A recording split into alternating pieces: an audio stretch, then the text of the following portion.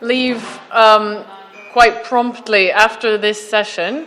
So first, a logistical announcement. This session is due to end at 3 o'clock because by 3:15, everyone who is going to the RFE needs to be downstairs at the bottom of the stairs. So rather than make a big crowd here by the reception, there will be a collective exit onto a bus, and the bus will take you to the RFE offices. And anyone who misses the bus will have to find their way by themselves. So it's better if we do actually all meet downstairs at 3:15 at the base of the steps by that lift at the entrance. And so we will have to be ending the panel on time. But don't worry, we will have plenty of time for questions. Let me introduce myself first as the chair. I'm Sally Broughton Micova. I'm a lecturer at the University of East Anglia, and I'm a visiting fellow at the London School of Economics, where I helped build up something called the LSE Media Policy Project. And our mission that we started now 5 years ago, I think. We exist to basically encourage academics and scholars, even civil society groups that are doing research, to contribute to policy processes. First it was in the UK, then in Europe. In the last couple of years, thanks to some funding from the Open Society Foundation, we've been particularly interested in getting scholars from Central and Eastern Europe, from the newer member states, candidate countries, and even those involved in stabilization and association, to be engaged in following, contributing to ideas of what's going on in policy in Europe. Why is it important? Well, for one thing, what is decided in terms of media policy at the EU level then gets transposed in all of our countries as national legislation, even candidate countries and those going through the SAA.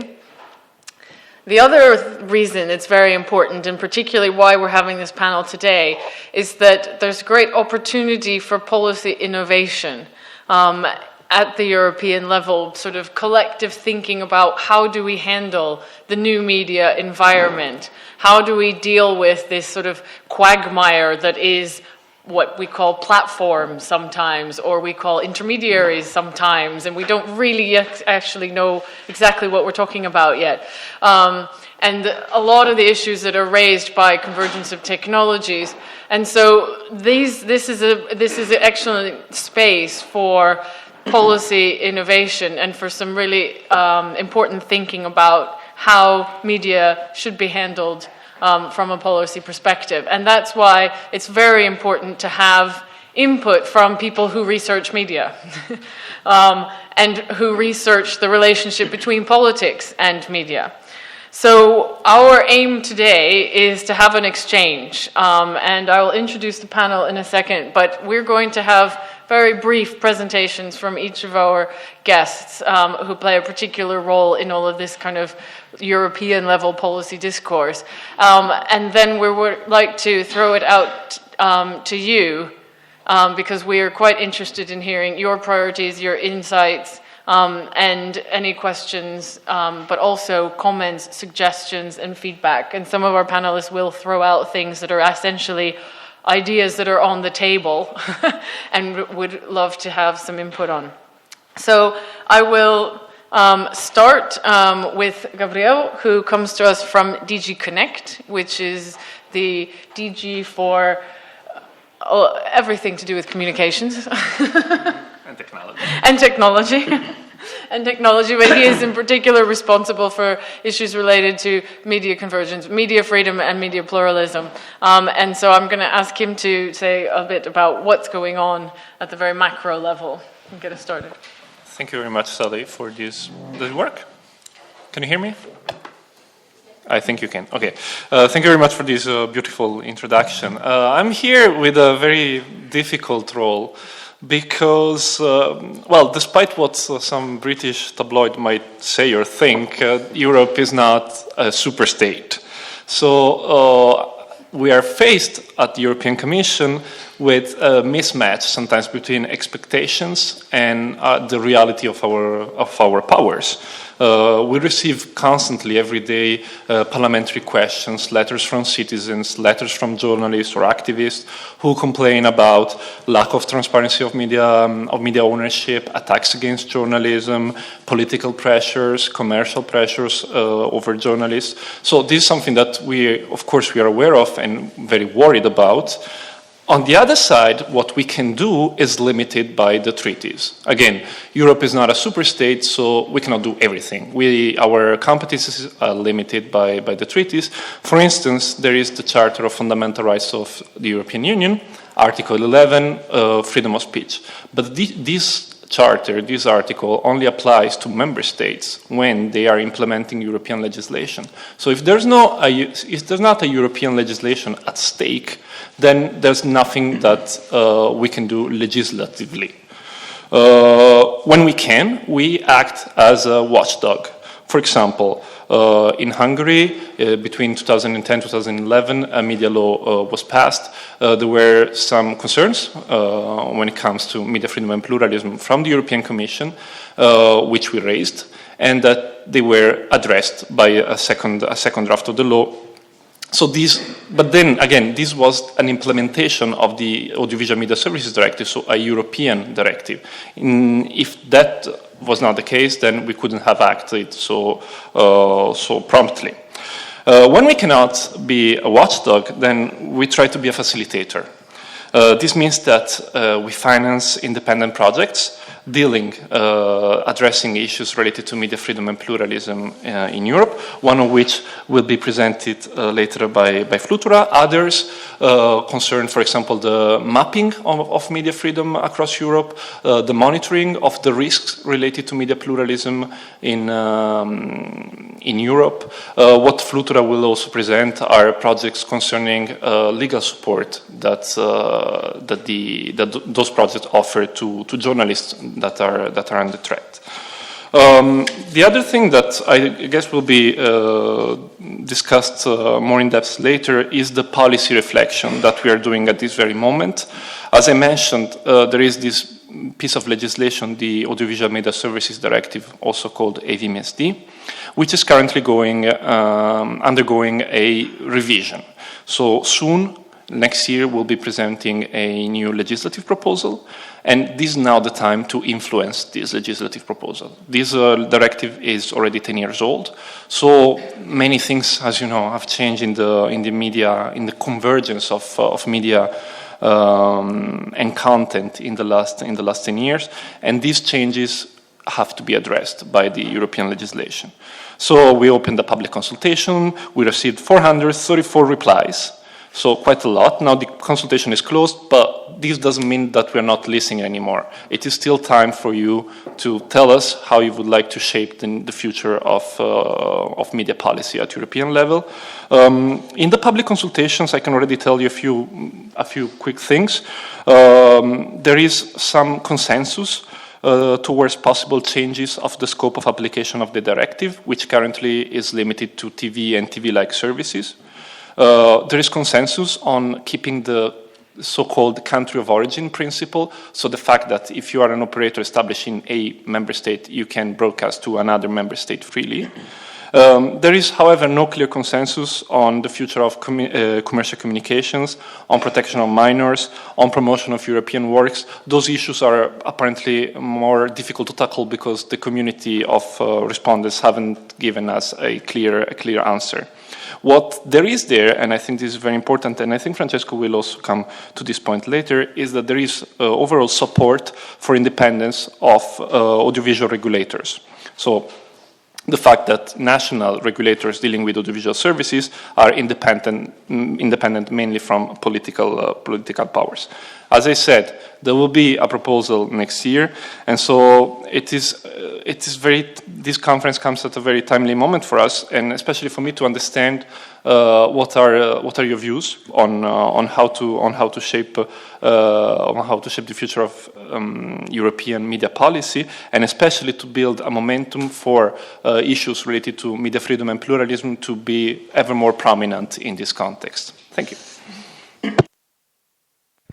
Thank you, Gabriele. I'll just say a moment in terms of how the issue of scope relates to some of the things that I saw happening already in the panel today. I mean, one of the key issues in this scope is do European rules and therefore enforcement by regulators, monitoring by regulators, need to go beyond television and television-like services and start bringing in some of the kind of new media services that I saw people doing, analyzing and looking at hate speech and other issues, which would now be regulated if it was on television, but is not in some of the media that you have been examining here. So it'll be great to hear from you in terms of how you think those things that you found should be handled. In the meantime, I'm going to hand it over to one of our regulators. And Francesco comes from the Italian regulator AGCOM, but he is very involved in the European regulators group, which advises the Commission, and I'll let him tell you more about it. But one of the key issue here is about independence. Yeah. Thank you, Sally. Thank you very much also for inviting me. I would like to thank you, to thank Claire, to thank, of course, the LSE Media Project Group, Policy Project, and the NYU for this. And I have to say I come back to Prague always with a lot of wonderful memories, because this city is really nice, it's really wonderful, it's a wonderful opportunity for me to be here today, so thank you again. Thank you also for your introduction. I do work for the Italian regulator AGCOM, so we deal with communication sector in the national boundaries, and we are one of the most active, if I may say so, participants to this new association, the Group of Regulators at European level, created by the European Commission. Gabriele was saying before that the European Commission is not only doing the watchdog, is also doing the facilitator. We as AGCOM take part in several projects that are financed by the European Commission at European level, in the Mediterranean level, in the Eastern Partnership, etc., which have to do a lot with audiovisual sector. So we have a strong competence, a strong experience that we have built on how to regulate and how to deal with media in completely different environments. For this reason, we were also given the chairmanship of the working group on independence of the ERGA. The ERGA is this group of audiovisual regulators, which has been created a couple of years ago and started running activities mainly last year with 4 working groups, one on jurisdiction, so the possibility of challenging the violations or the breaches to the audiovisual codes in various countries at national levels or at European levels, to the protection of minors, and of course independence. So the first question that you might ask is, why do we have the ERGA? Why did we need to have an association of regulators? Why are regulators at all so important in the audiovisual sector? And the answer is very simple.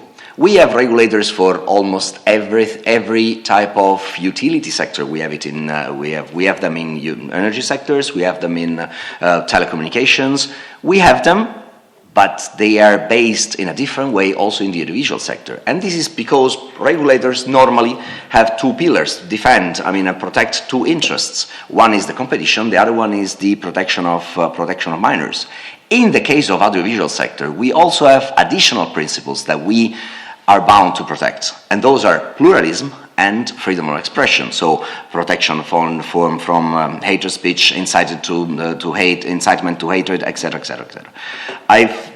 Unfortunately, I didn't have the opportunity to follow the program of this conference this morning. I think what you heard about the authoritarianism in the media, etc., was very important. I could not listen to it. I wanted to, because I wanted also to intervene and to ask some questions. I would like to understand how some things are regulated in other countries which are outside Europe, for example, because those are very, very crucial issues which have normally been regulated at national level, but nowadays with the development of the audiovisual sector, which goes beyond the national barriers, the national geographic boundaries, of course, we need an answer that has to be harmonized, has to be a European answer to those type of things. We need definitions which are put in common. We need best practices that the regulators have to put in common. And we need more independent regulators. Why this? And why do we talk about independence at all? In some countries, I was discussing this before with my colleagues here, in some countries, the idea of an independent regulator, the idea of an independent position, independence from politics, independence from stakeholders, is implicit, is really in the culture of the country. In other countries, this doesn't really happen that much. In other countries, the influence of politics in all aspects of life is very serious. So in those type of countries in Europe, and this is one of the reasons why we strongly need the independence of regulators and why the independence of regulators is so strongly backed up in other sectors, such as energy, such as telecommunications, etc. We need regulators who are completely independent both from government and stakeholders, because they have to ensure that there are some principles that are respected and enforced in a proper way without any influence from any other body or organization in the market. Why do we talk about independence? And why don't we talk about autonomy? Why don't we talk about why don't we name it in different ways? Because when we speak about independence, we also refer to a principle that has been very nicely written by a recent OECD report, which is the undue influence.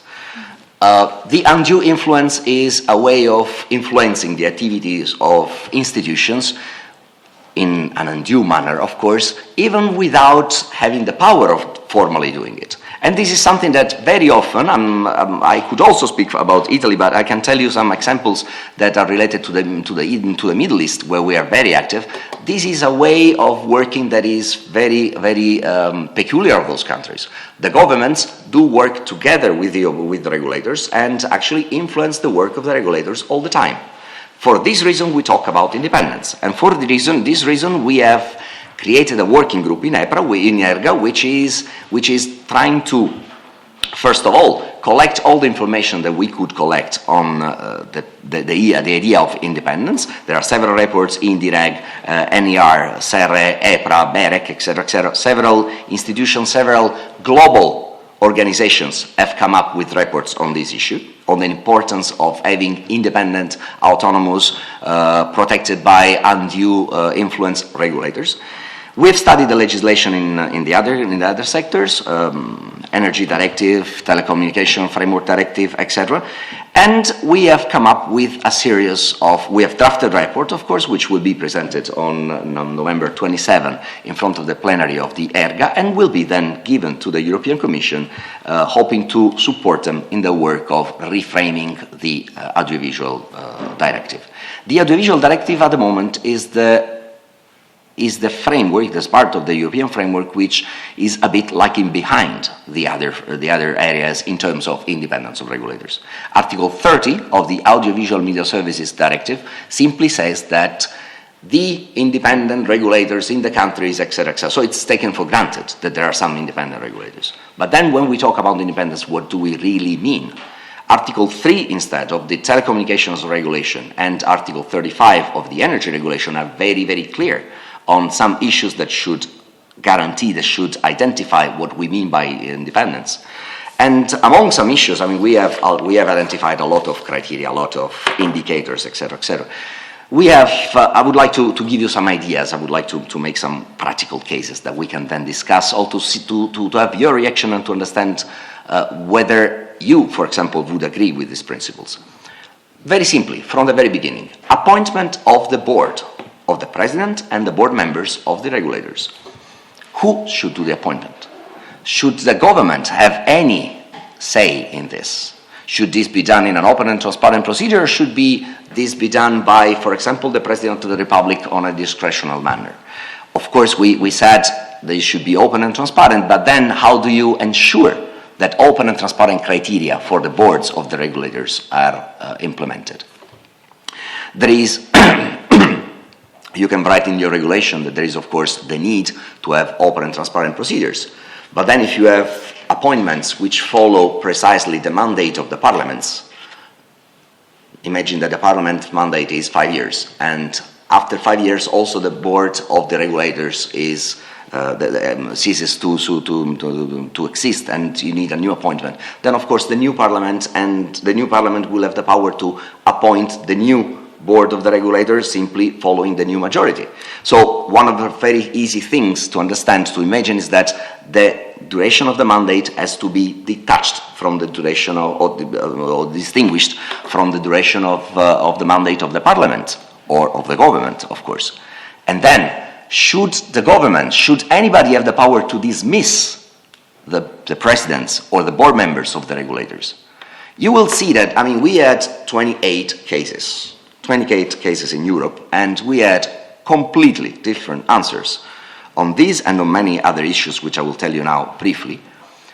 And it's extremely difficult to come up with a concrete and common answer. But this is extremely important precisely because we need a normalized framework, we need a best practice, and at some level, the European framework has to be the driver for a change of culture that has to take place in several countries. So we don't only talk about the possibility of appointing the board or the president, etc., etc. We talk about operational autonomy. How much money? Who should give the money to the regulator? Who should give the financial resources to the regulator? Should it be the government? Should it be, as it happens in several cases, the stakeholders of the market? That's what happens in Italy, for example. Agicom is completely funded by the broadcasters. Since we are convergent also by the telecom operators, etc., etc. But in the audiovisual sector, the broadcasters are giving us a percentage of their annual revenue. So we have no funds from the government at all. And of course, we believe that this is a good way not to have any undue influence from the government. But in several other countries, this is not the case. And they would tell you that, of course, there is the need of having also some funding from the government, because otherwise, and this is a logical reason, you might have too much power in the hands of the operators, who might tell you, well, okay, I cannot fund you this year, I cannot put my money there, etc. Go to the judge if you want. And they would create problems to the operationality, to the efficiency of the regulator. So maybe a mixed system would be the best answer. But this depends a bit on the different frameworks at national level. But then, of course, apart from the financial autonomy, the power of regulating, should it be written somewhere? Should it be written in a law that creates the regulator? Should the regulator be, expressly and formally given the power to regulate and then to enforce its decisions or not? Let me do a step back. Montesquieu, the principle of separation of powers: legislative power, executive power, judicial powers. The regulators have all the three powers. Are we an exception to this Montesquieu differentiation and separation of powers? We are not, but for a number of reasons. Because we have the power to regulate, but then again, who gives us the power to regulate? We have the power to enforce our decisions, so to put some sanctions, to levy sanctions and to levy penalties against the operators, etc. But where does this come from? And this is the peculiarity of the regulators. We all understand that this peculiarity, these powers, are based on the fact that we have the so-called legitimation from below. This is a principle that has been codified by several German academics, Habermas, the first of them, and which says that the importance of the principles that the regulators are defending and protecting is such that it's linked to the constitutional charts in almost all the countries, and it goes together with the participation of the public. So this means that there should be public consultation. This means that for every decision, the public should be involved, not only in the regulatory decisions through the public consultations, but also through the possibility of asking to give their opinion in every aspect of the life of the regulators. These at national level and at European levels. So those things should be somehow written in the national laws and should be referred to in the new European Audiovisual Media Services Directive. The last one that I would like to, the last thing that I would like to say is this: the importance of the work of the regulators has always been traditionally considered as such by the governments and by the countries. The governments, since the audiovisual sector is able, and it's a peculiar sector, is able to influence the public opinion, the governments tend to be reluctant in giving the real independence to the regulators. For this reason, we really need, and this is my personal opinion, but I think it's the opinion of several regulators in Europe, we need to have an international framework, a European framework that assesses the principle of independence of the regulators. For this, we need to have an association of regulators, and we will go back to the previous question, why ERGA? Because the associations of regulators are the associations which can really create best practices, as it happens in other sectors. ERGA has just been created. It's working on very important issues. It's working on issues, and we know them very well. I mean, you all go to Facebook, you all go to Twitter, you all see video and content which is transmitted not by broadcasters within your within your country, but in other countries. So we need answers for this type of globalization and new development of the sector. We need best practices to be harmonized. This is why ERGA is there. This is why ERGA is discussing together with the Commission, how to defend and protect the independence of regulators, because at the same time, this will give us the power not only to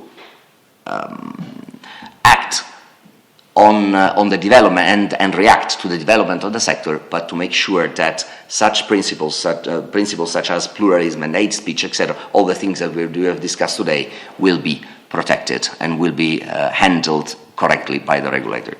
I would complete my intervention by saying that I was seeing this in the folder that you gave me today, this Press Start project, which says nearly 6 billion people worldwide live in countries with suppressed or partially free media. That's one of the reasons why we need independent and strong regulators, because in several cases this is due to undue influences by politics. Thank you very much. Okay.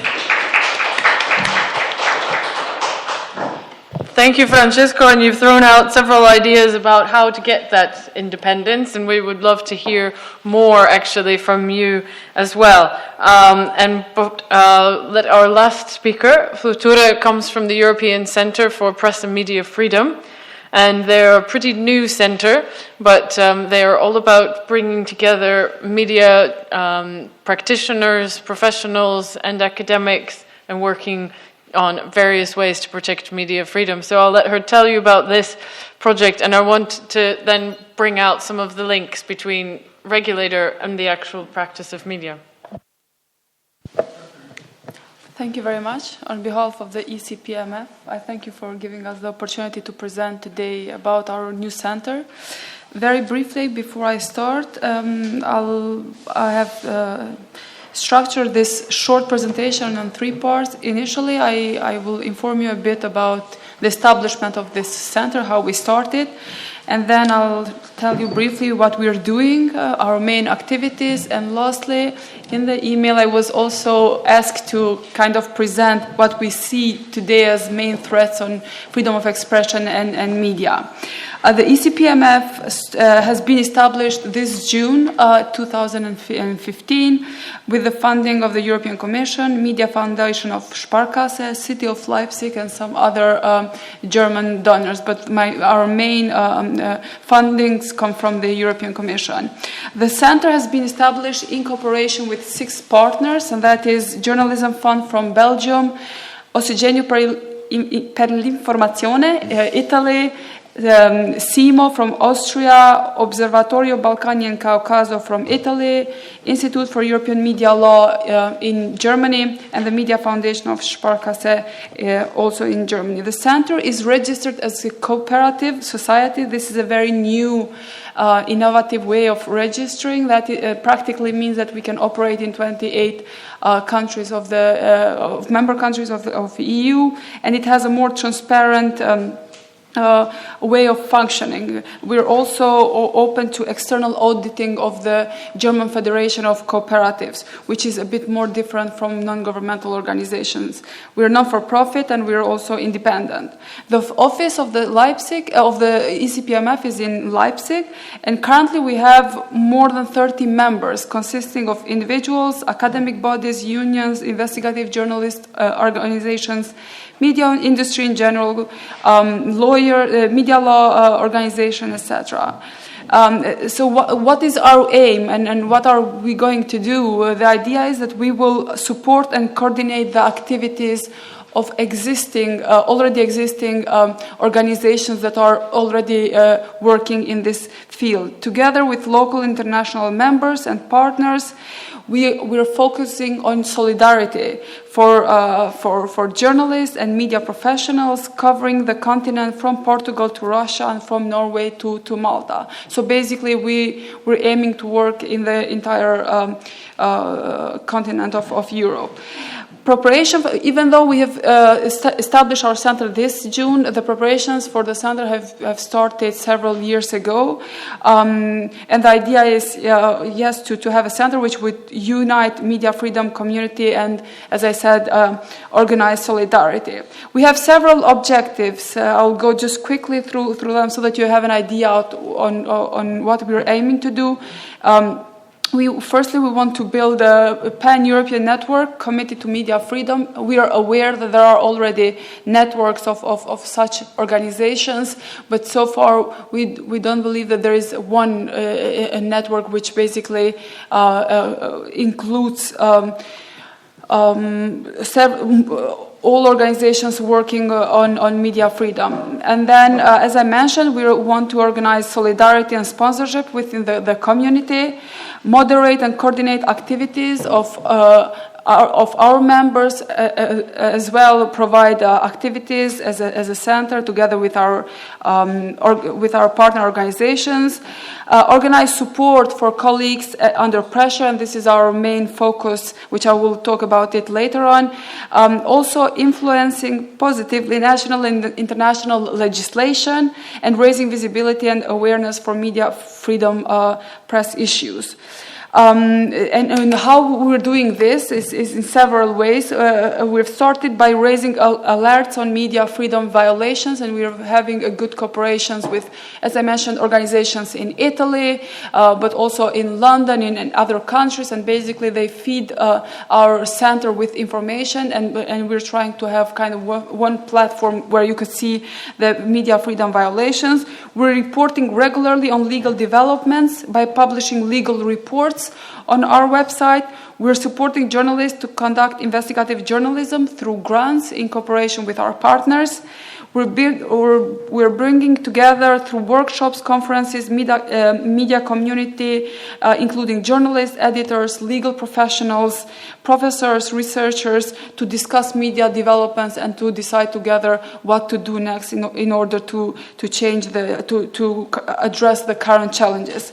We're offering journalists a program, and that is called this is a very special activity that we're offering, which is Journalist in Residence. Basically, this is a financial support for journalists who, for one reason or another, cannot exercise their profession in their country. We're offering them to come in Leipzig, offer them a place to stay, a monthly income, and a place to work for several months, depending on the needs of the journalist. And therefore, on this point, if you know people that need such support, we would be very thankful if you could spread the word about this. Of course, from the activities that we're doing, and because I'm the lawyer of the center, I will focus on the legal part of what we're concretely doing. I mentioned that we do monthly reports about legislative and judicial development across Europe. And in terms of location, we have a strong presence not only in the European Union members, which sometimes is the case, but also in other non-EU members, especially in Southeast Europe, in countries such as Kosovo, Albania, Macedonia, Serbia, and Turkey, within and outside Southeast Europe. We're about to start providing legal aid to journalists on freedom of expression activists, as well as legal expertise on national legislation. And Gabriele mentioned that this is one of the activities we are offering, and basically the way we have organized it is we have a legal committee which is in the way of being established, which consists of lawyers, media law professors, researchers, practicing lawyers, and some representatives from organizations, which basically will decide to whom we should grant a legal aid. Journalists and media freedom activists can apply for legal support, be that in cases of defamation, if they are facing a court case or other cases, and then we would provide legal expertise.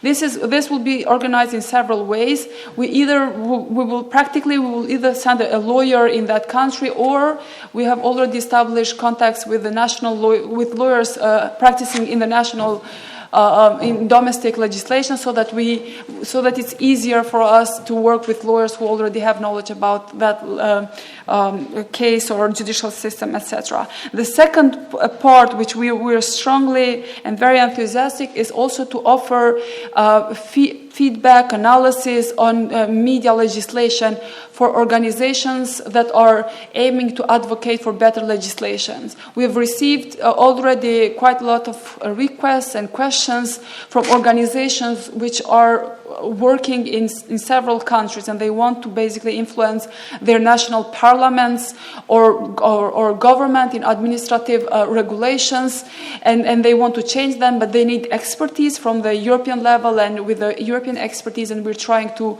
basically help there. And this brings me to my last point. We're only 6 months old. Even though as individuals we've been working for a long time in this field, but as an organization we're new. So far there are two basically main areas that we've seen kind of more challenging. First, we still see physical threats, detention, and imprisonment of journalists, and we want to work in this field and by supporting journalists with legal, financial, and other means. And secondly, as I mentioned, we've seen quite some initiatives from different governments and parliaments to push forward for restrictive legislation on behalf or in the name of the be that anti-terrorism activities or surveillance, etc. And we want to monitor closely legislation and basically intervene where we think that the freedom of expression is being endangered. I will close here, and I'll be very happy to receive any questions. Thank you very much. Okay, thank you, Flutova. So on the one hand, we have the challenge of undue influence over regulators that are supposed to be ensuring good, free, and pluralistic media. And on the other hand, we still have physical threats, detention of journalists, and increasingly restrictive legislation in the name of national security, perhaps, but that is significantly impacting media and freedom of speech. And then we still have this kind of challenge of who are we talking about with the media? What is the scope of what we are going to include in the things that any kind of legislation needs to do anything about? And so I would like to turn it over to you first for any questions, clarifications, and then there's a few people in the audience who I'd like to pick on in particular on certain issues. So. But first, let me open it up for any questions you might have. Okay. I would like then to, because we have here also Gabor Poljak, who has I know has done some work on independence of regulators and did come to Brussels to present that in something else that we did. And on this issue of undue influence and the questions about what kind of criteria do we need, if anything, at a European level, what was it that you found? Yeah, was it? This question. So all of the guarantees that you mentioned, Francesco, yeah, we discussed it in Brussels. So I think those guarantees cannot answer the questions in a situation like a situation in Hungary, where you would find a very well-financed media authority with lots of guarantees in the media law. The members of the Hungarian Media Council couldn't be ordered, couldn't be removed. They are, according to the law, absolutely independent. They have lots of money, but in their brain, in their head, they are absolutely not independent. They don't need any order. They don't need any threatening. They knew what they can or should do. And I think these formal guarantees, what you mentioned, are not able to handle such situations. But if you have another instrument, namely the monitoring of the activity of authority, you have the possibility to have a broader picture, to have a picture not just at the moment of the building of the Media Council, but also after, in the time of the activity of the authority. And if you have a monitoring system, you can build some conditions that all of the authorities have to fulfill. And if they are fulfilled, you can say that according to the activity, there is a really independent media authority. In other case, there is not an independent. And in Brussels, we showed we are representing a Hungarian think tank organization, Mértek Media Monitor, and we have a lot of researches on Hungarian and European media policy issues. And the Hungarian case, for example, and first of all, the activity of the frequency tenders in the activity of the Hungarian Media Council, it's a very strong proof that it is not an independent authority. But according to the law, according to that formal guarantees, there are no possibility to do anything, or I don't know. I am not sure. Also, in this year, the Venice Commission said that the Hungarian Media Council is not an independent media authority. Everyone said it, but of course, Hungarian Media Council say every time that it is not true. We are very independent, and this Media Council is part of all of the European cooperations at the European level. And if you want to know from these guys whether they are independent, of course they will say that they are. And if I've got this microphone now, and you had a question about the scope of the directive, we as NGO made a answer for this in this consultation of the European Commission, and our point was that the main question is not the scope. The main question is the regulatory burden. And we think we don't need so strict burdens regarding the television. We need more lenient regulation in the case of the television. And in this case, if you read the directive, there is not other rules that couldn't be used for all of public communications. Hate speech, protection of children in some way, those are so general principles that are to be applicable for all form of the public communication. Also for the forms that that are not in the scope of the directive. For me, the main question is whether we need special rules, strict rules for the television, and I think, and that was the point of the Mérték, that in Europe, the biggest media companies are the television companies. Europe have to protect the position of these companies, and the way of this protection is the lenient regulation of the television activity. And very interesting, that was a accident from our point of view. This is the point of view of the German government from the last week. Exactly, that was the opinion of the German government. Thank you.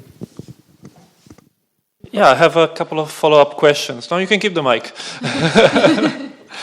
First, who do you think should be performing this monitoring exercise? Because that's, I think, is I don't know if you think more of the Commission or of ERGA or of any other bodies. The second is that concerning the scope of the directive, would you go as far as regulating user-generated content? And if so, how? Yeah, in case of monitoring, we have, sorry, I'm not very good in the name, this European institution in Vienna for human rights.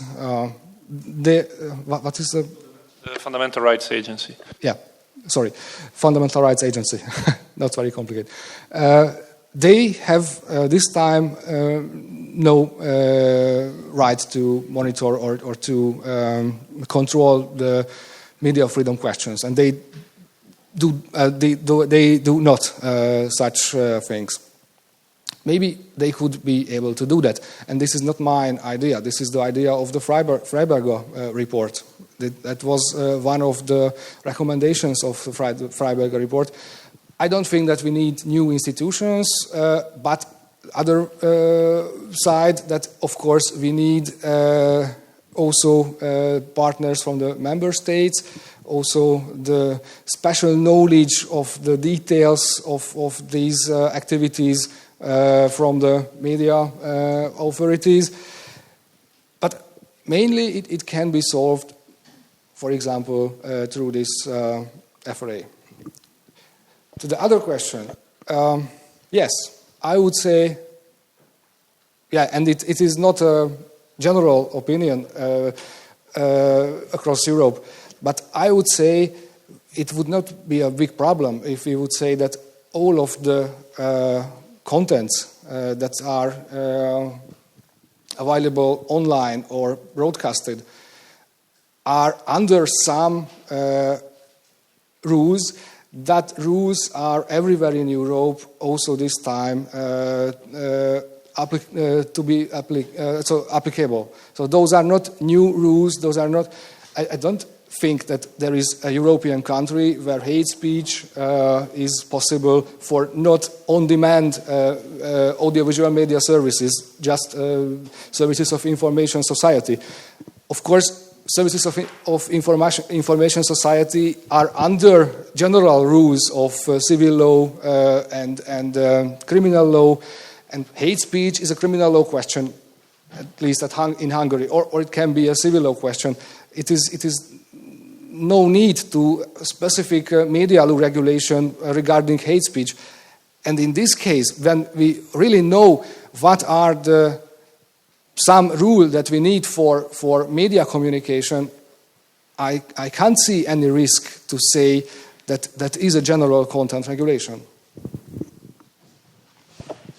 Okay, I have both panelists wanted to respond also, and then I have one question back there, one there in the back. And I do know that there have been discourse analysts and content analysts doing research on hate speech on new media here, and it would be interesting to hear from them how they think a regulator would be able to handle deciding what's hate speech on their new media. Okay, but Francesco gets a chance to respond on.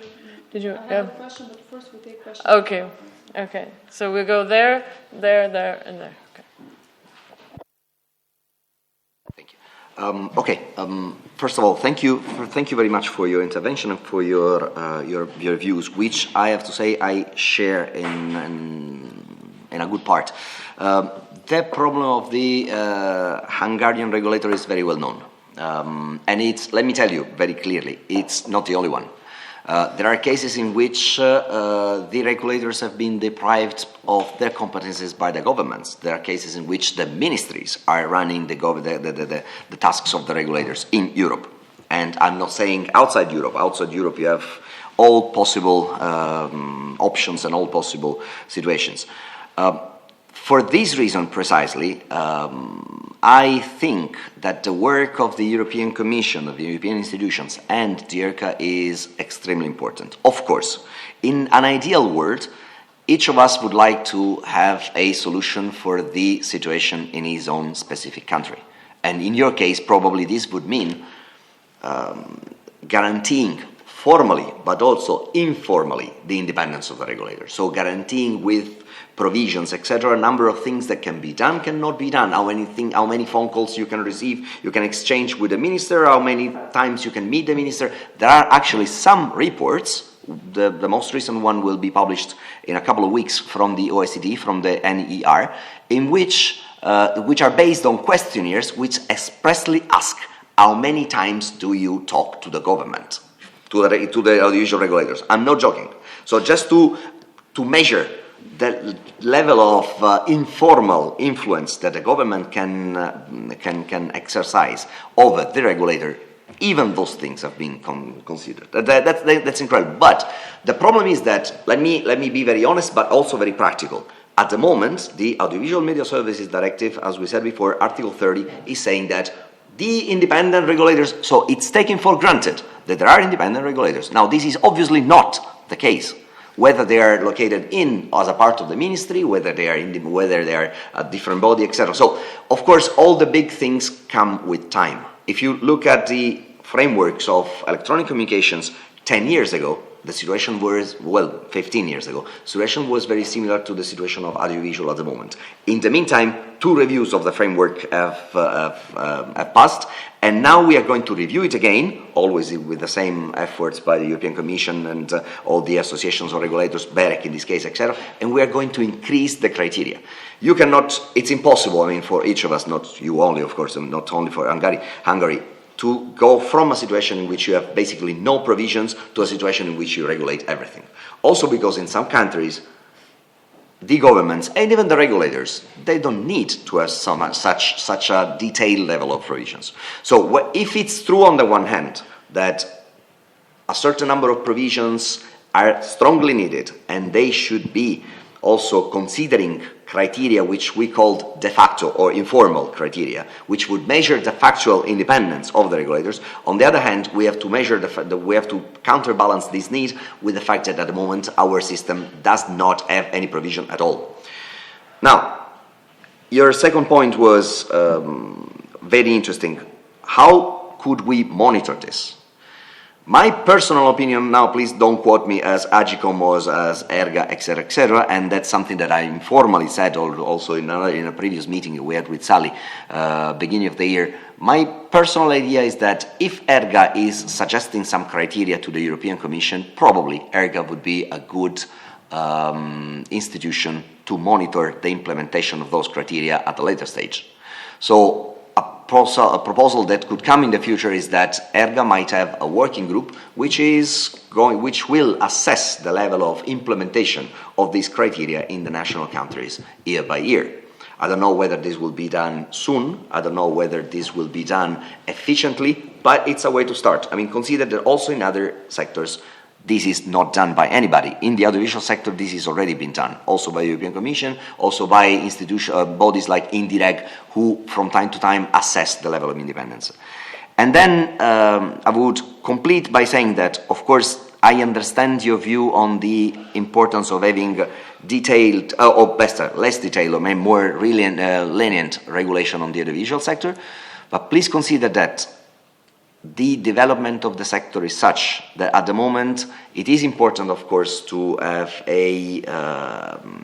to have measures which balance the predominant, with the intrusion of the framework in the activities of the broadcasters in some cases, because of course the broadcasters have to comply with a lot of obligations, and other instead actors of in the same sector do not have to comply with any of them.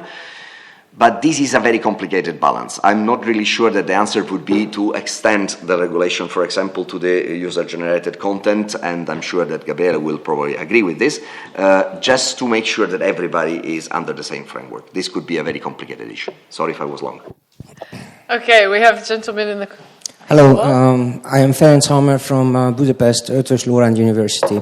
I would like to raise an interesting and perhaps unusual regulatory problem regarding what can be done if the spirit of the law is being systematically abused by the letter of the law, if it's in terms of the interpretation of the law.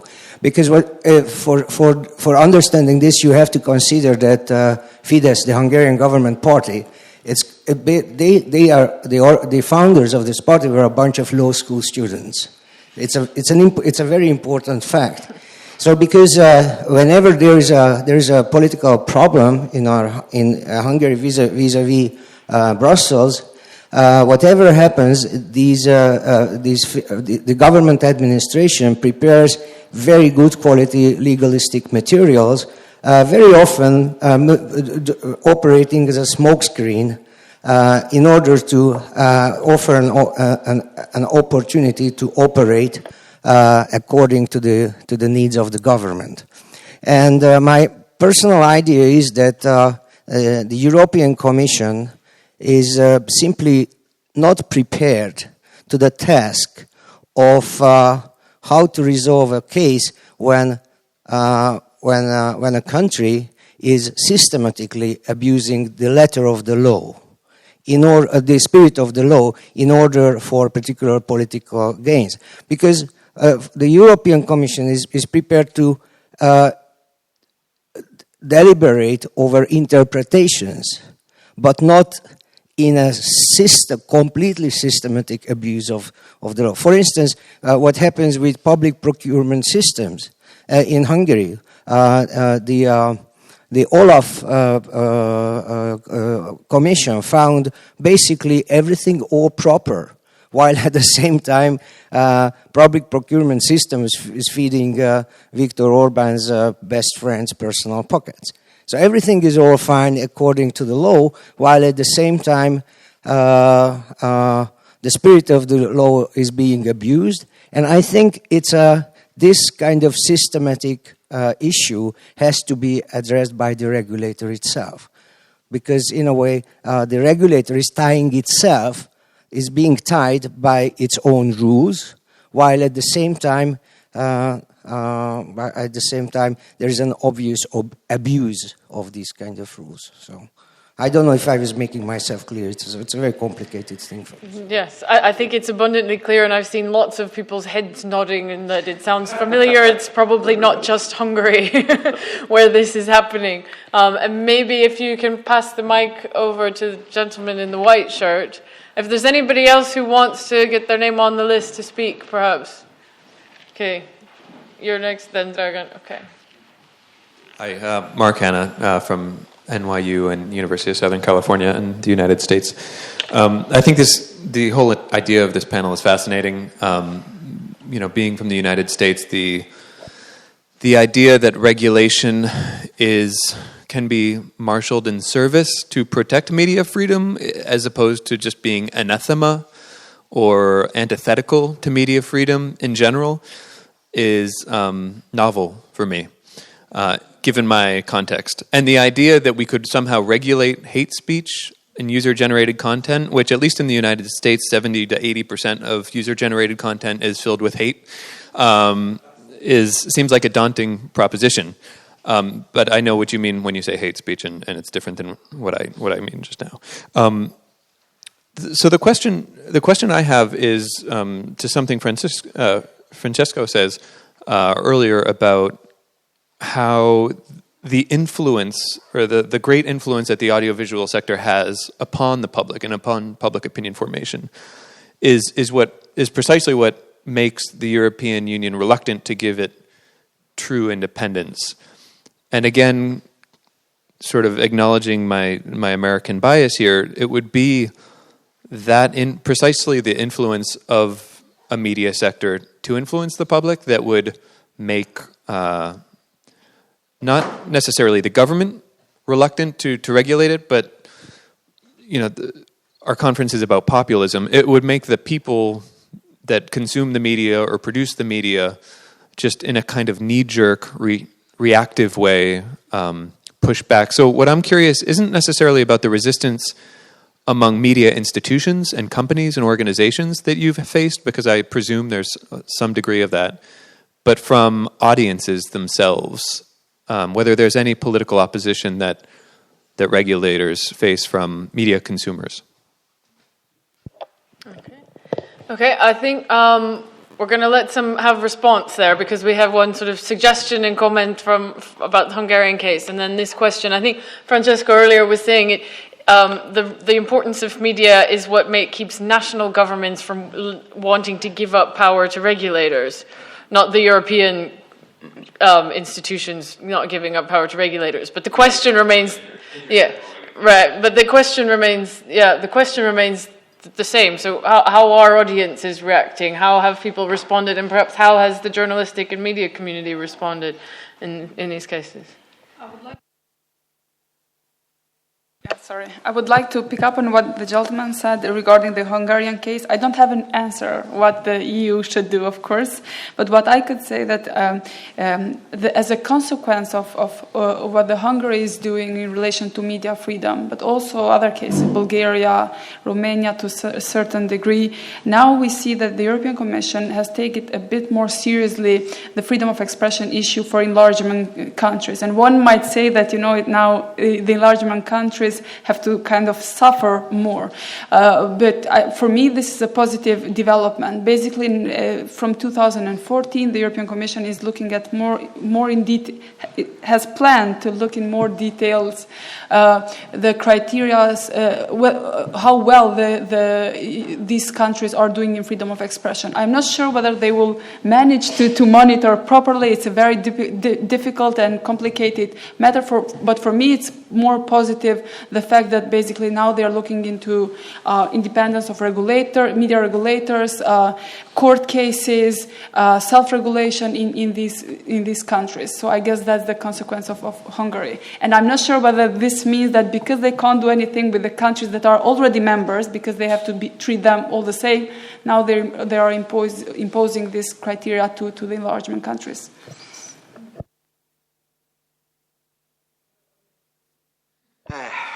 Okay. First of all, every single time I talk to people coming from the United States, we have a philosophical problem here. We have a philosophical approach problem that is wonderful. I have to say, this happens a little bit as well with the UK, but not as much as it happens with the States. So you come from, genetically speaking, you come from the idea that the markets are liberalized by default. We come in Europe from the idea, from the historical perspective, that our markets are state-owned. This happens in all the utilities sector, etc. So telecom, energy, name them, etc. It happened as well in the audiovisual.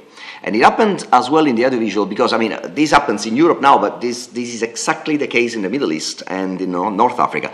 The governments allow only and give licenses only to one or two broadcasters, which of course do nothing else than expressing the views of the governments itself.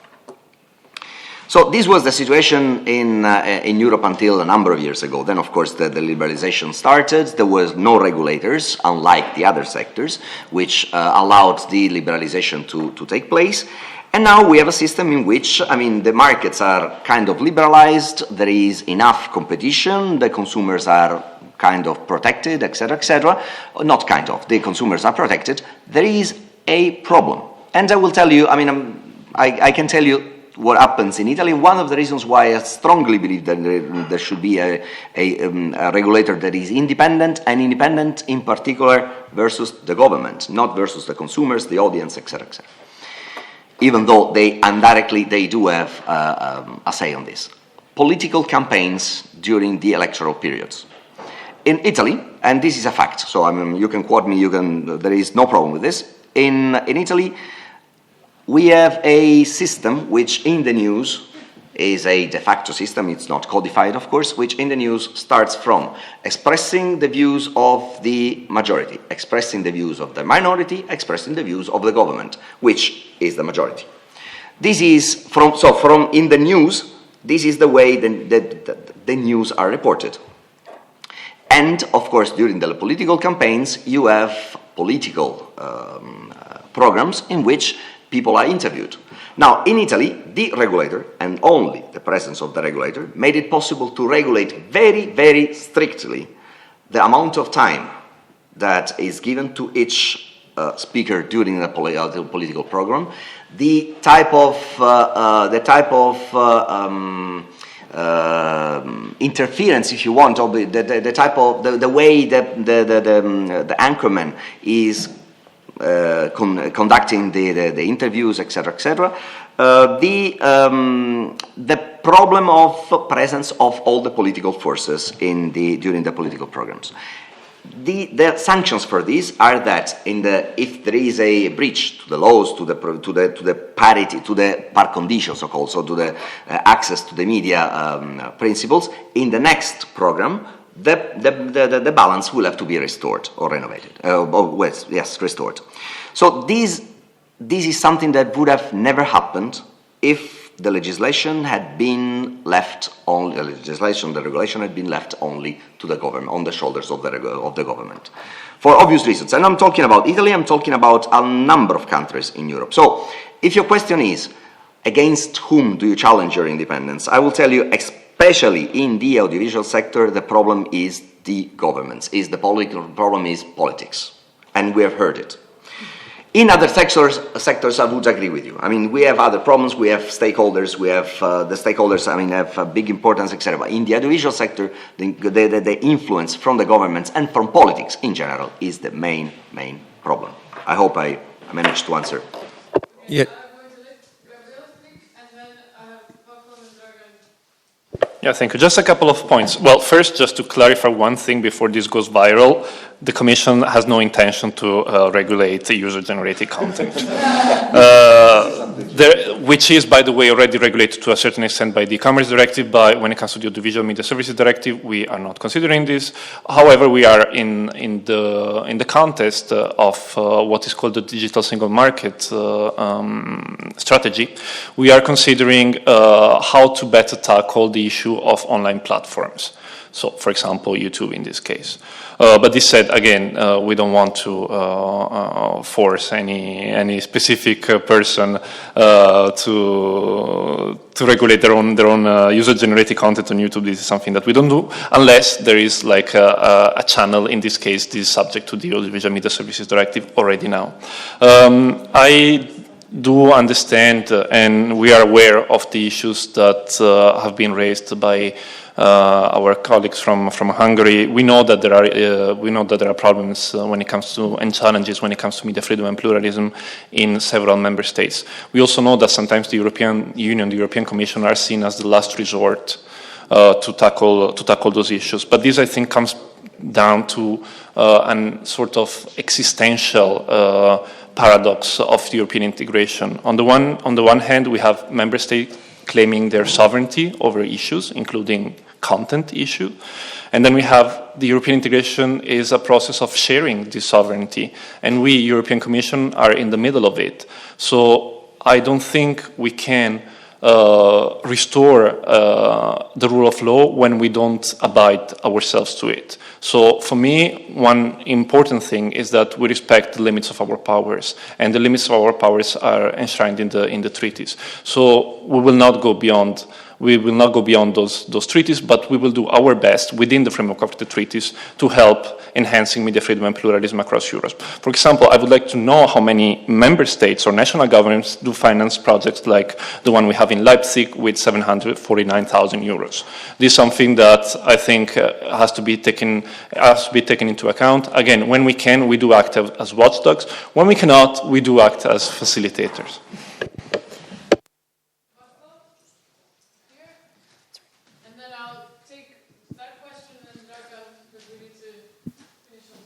Thank you. Thank you. Václav Štětka from Charles University here in Prague. I don't have really a specific questions, more on an observation or a remark. Just thinking about or following up on this question of whether the regulation should be extended to the user-generated content. It seems to me that a lot of effort, energy is invested into the thinking how to regulate audiovisual media, by which we primarily mean television, and the discussion here was mainly about this particular medium, not exclusively. But I think that these attempts, howsoever important they are, there's kind of missing the current developments in terms of the audience habits. And I think that this is something which has to be acknowledged probably more than it is so far. It has been so far, because the data, the surveys are clearly pointing out that audiences and people, citizens in various European countries are now getting their news mostly from internet, from social media actually, not just from internet online versions of news media organizations, but also from simply from social media. They don't turn to bbc.co.uk, but just they stay on Facebook or Google. And I think that this is an area which has been devoted far less attention in terms of regulation than it would probably require. I don't have any specific model or an idea how to restore this balance, but it's just a thought that maybe we have been thinking too much about whether there is a political influence on the Media Council which regulates public service television. It's important, but in a broader picture, the impact of public service television on the citizens in many European countries, because of its relatively low audience shares, is relatively limited. So, just a thought.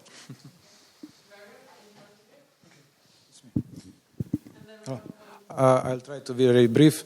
So I'll pick up where gentleman behind me left off, speaking about Hungary.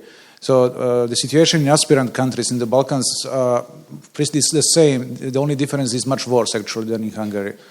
Speaking specifically about Serbia.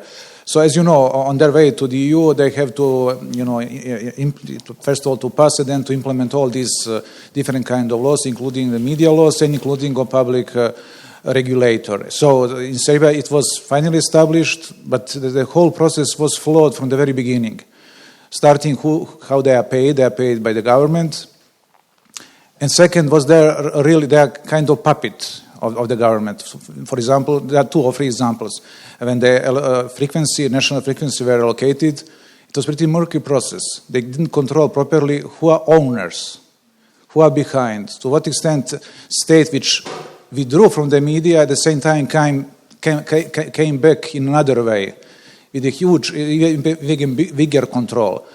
Not to go into details. So once it was said at the beginning that only one owner, foreign owner, could be an owner of the media, and there is issue of one Greek guy, Kyrioki, this and that. And all of a sudden they changed the rule. When he wanted to buy famous B92, he could possess 2 media actually if they not pass 30% of share of the media audience. So all in all, fast forward, you have now as a situation. You have a situation, and that is what's puzzled me. So we have laws and strategies which is according to the European regulation, but the consequence and the effects is quite opposite. For example, speaking about media diversity, we have now 5 channels. In 3 of them, in prime time, you have reality shows, Big Brother and some others. And not to speak about hate speech, this and that, and one of them, TV Pink, is used by Prime Minister to blast opponents, this and that. So public regulators neither reacting to this hate speech, nor regulating how it's possible that you have reality shows in prime time. So as a consequence, we don't have what is called media diversity. The situation, that's the reason why some people say the situation is even worse than during Milosevic's time.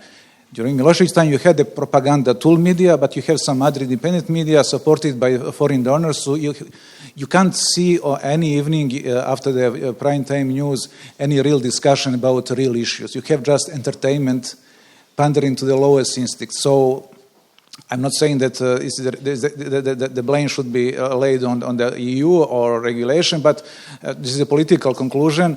Though it's written in the statement about the progress of Serbia, but it seems to me that for European Commission is more important than having Vučić, realizing and be cooperative with regard to the Kosovo issue than, respecting media freedom and this and that. So for me, to finish this is a puzzle. You have regulation, it's fine, but the reality is quite different. And so the issue is how to change it. So maybe if you can pass the mic this way. So perhaps some kind of due diligence issue would be something to put into independence in terms of actual follow-through on things. And then I think we'll take the last question and let everyone have 2 seconds. Yeah. Thanks. My name is Juan of Free University of Berlin. Just one comment about the definition of, not the definition, or the possibility of finding independence of the regulators of Francesco. That you have said that is at the moment, or at least in your country, really important to reach this independence in front of the government, no? But there is a problem when part of the government, or in the case I'm thinking about Berlusconi, own the media as well. This, how to take into account this kind of links between government and companies. I mean that in the case of Spain, of my country, is similar. And I reflect about that, and I think if it's not a matter of accumulation of power, I mean that not in terms that the governments are trying to control more the media or the owners of the company and trying to control. I mean that this is a matter of accumulation of power, maybe, and specific links between governments and media.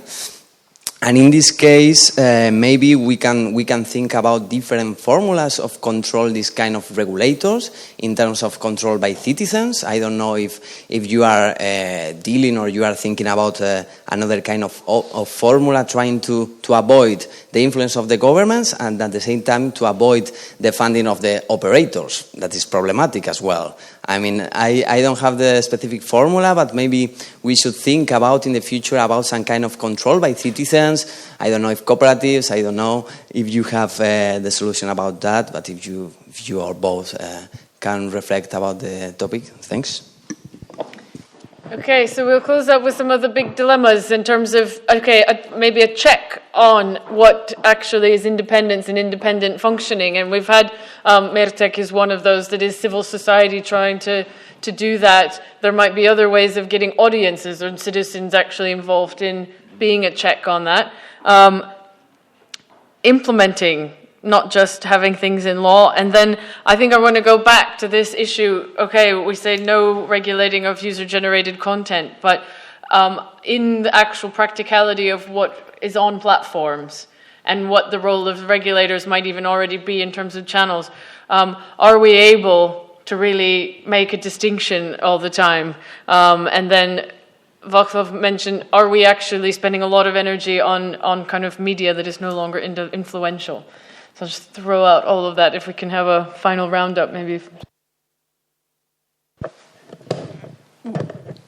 What I can take from this is that if we don't have independent media regulators, ultimately we will not have good environment for journalists and media to express, to write, to report on what's happening. And we feel that because it's difficult to work with EU member countries, we should focus quite a lot on enlargement countries and basically try to take the best practices and introduce these practices there.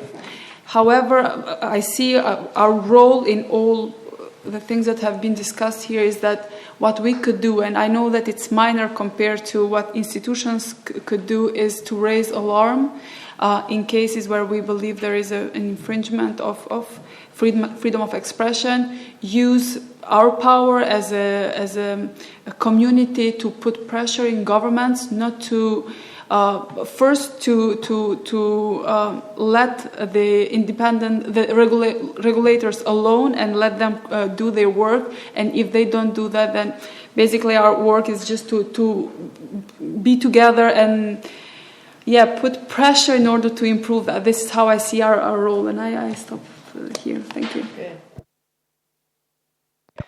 Thank you. I will be very, very quick. Two things. So to react to the gentleman who was talking about Serbia, also Serbia is, the situation of Serbia, the Balkans in general, is very well known. The problem is always how to make sure that the informal situations, if you have a formal framework which works, how to make sure that also informally the regulators are empowered or are independent or not. The only thing that I can say, and this echoes what Lutz was saying 1 minute ago, is that it's very difficult to imagine a framework in which you put down all the provisions for every single situation, and even in this case, the lawyers will be able to circumvent the provisions. So there will be always some breaches to the law, aiming at creating problems to independent regulators or avoiding the independence of the regulators. In general terms, though, because this is a situation that we had in Italy, what I can say is that, and with a positive approach, the naming and shaming approach works. So if you have best practices, if you have benchmarks, and you can say, well, those guys are doing this, etc., why are we not doing this? This is something that in the longer term works. In a span of time of 3-4 years, it will be probably a bit more difficult. One thing, and I will complete talking to the gentleman there instead about the fact that news are seen now on social networks, etc. Well, this is precisely the idea of extending, enlarging the scope of the current regulation. In some cases, there are TV channels, or at least there are some broadcasts in internet which have the format of TV channels. In these cases, when they are TV-like, that's how they are called, they of course go under the provisions and they are subject to the provisions of the framework. In other cases, when we talk about user-generated content, etc., extending the regulation to that level would be too much, because you are going against a principle that is fundamental in the communication sector, which is the freedom of expression. I have to be free to express myself however you want, and there can be no regulator, no government who can tell me, no, you cannot say this. So, I mean, this is a balance that has to be pursued. Thank you. Yeah, you mentioned the issue of platforms. I think they are, the big innovators in the current digital economy. At the same time, we must ensure that everyone has the same level playing fields economically and socially. So this is something that we are currently thinking about in the context of the digital single market strategy. At the same time, we have to remember that TV, normal TV, linear TV, is still by far prevalent in consumption, and solidly so. This is a trend that might be decreasing to a certain extent, but not to a large extent. And Berlusconi is very aware of this. So I will not comment on Berlusconi though, because he was prime minister when I was at elementary school. So.